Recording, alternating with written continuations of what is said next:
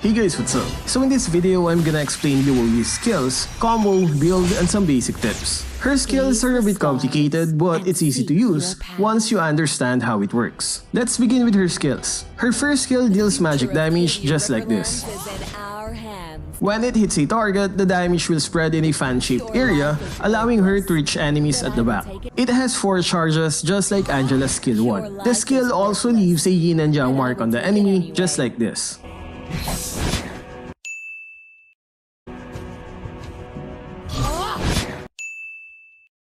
Each time you use the skill, the mark will change. You are totally under my control.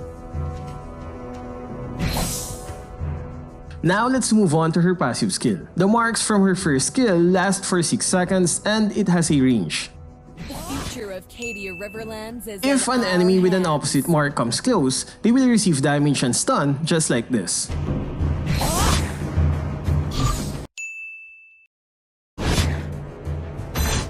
It's called yin-yang reaction.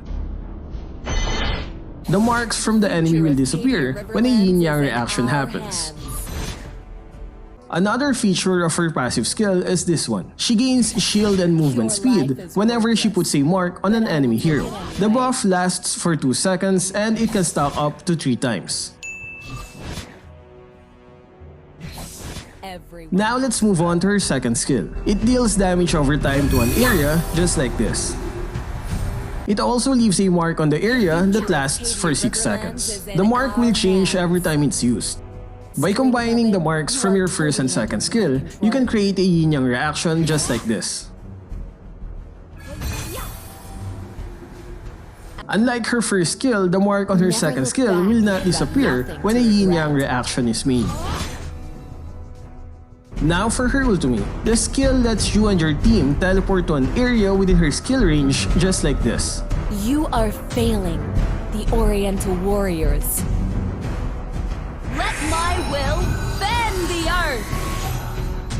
It has a casting time of 3 seconds. You can move and attack while casting the skill. The skill also gives 10% cooldown reduction at max level and its range will increase as you level it up. The enemies can see the animation effect on where the skill will land just like this. Worthless, but I will take it anyway. The enemies can still see you if you cast it while inside a bush.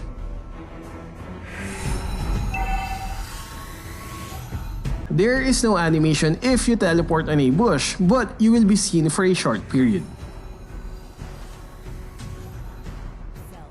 Now that you know her skills, let's talk about her combo. The easiest way is to combine her first and second skill. Make sure that your marks are different so that you can create a yin-yang reaction just like this. You can follow it up with her first skill for more damage. You can trigger multiple yin-yang reaction before the mark on your second skill disappears just like this. You are failing. I prefer starting with her first skill so that in case I miss, I don't waste the cooldown on my second skill. Her first skill can be used again in a short time, unlike her second skill which has a 12-second cooldown. As for her ultimate, it's hard to use because it requires good coordination. It's so useful on a team but quite useless on solo queue. I just use it to teleport to return to my lane. When upgrading, prioritize your first and then second skill. Upgrade your ultimate last. Now for her item build. Demon Shoes for her mana regeneration. If you can get the blue buff, you can replace this with Arcane Boots or Magic Shoes. Glowing Wand because of her second skill. The skill deals continuous damage which means longer and higher burning effect for Glowing Wand. Ice Queen Wand because the second skill only inflicts slow effect on the initial damage and the slow only lasts for 0.5 seconds. And the continuous damage of her second skill does not inflict any slow effect. With Ice Queen Wand, you can slow them continuously until your second skill is done. And with the enemy slowed down, it will be a lot easier to aim with your first skill. Next item is Necklace of Durance. The life drain will affect all kinds of heal, and since her second skill lasts for quite a while, the enemies will have a hard time healing. And this also gives you plenty of magic lifesteal when combined with Ice Queen Wand. Fifth item is Holy Crystal to boost her damage. You can replace this with a magic penetration item like Divine Glaive or Genius Wand. Last item is any defense item you like so that you don't die in an instant. For her spell, she can use Flicker or Flame Shot for survivability. Remember, her only protection is the shield she gets from her passive skill. For the emblem, you can use the Mage Custom with the talent Impure Rage. It gives mana and can be triggered twice if enemies stay within her second skill.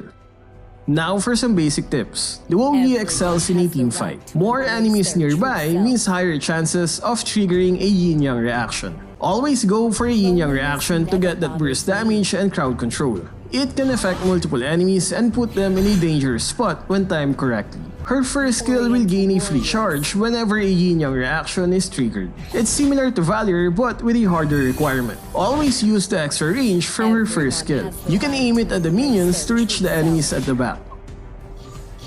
Now for the last and most important tip of all. Do not troll with her ultimate. You can stop a jawhead troll with an odd potion, but with Luo Yi, you can't. The only thing you can do is to watch out for her ultimate whenever she's near you. And since she's a free hero, I'm guessing we will encounter a lot of Luo Yi trolls today.